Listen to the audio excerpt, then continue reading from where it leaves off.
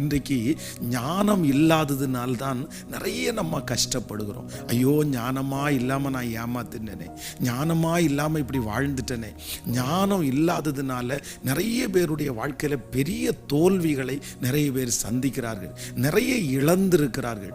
ஆண்டவர் வேதத்தில் சொல்லும்போது கர்த்தர் என்ன சொல்றாருன்னா, நீ ஞானத்தை சம்பாதி, எண்ணத்தை சம்பாதித்தாலும் ஞானத்தை, புத்தியை நீ சம்பாதித்துக்கொள். அப்போ ஞானம் என்கிற ஒன்றை கர்த்தர் முக்கியத்துவப்படுத்துகிறார். நம்ம ஞானமா வாழ்ந்தா நிறைய இடத்திலே பிரச்சனைகளுக்கு நம்ம தப்புவித்துக் கொள்ளலாம்.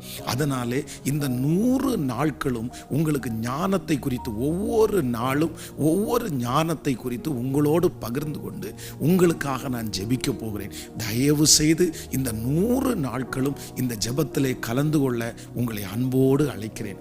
முடிந்தவரை அநேகருக்கு இதை பகிர்ந்து இந்த 100 நாட்களிலேயும் ஆண்டவர் அவர்களை ஞானிகளாய் மாற்ற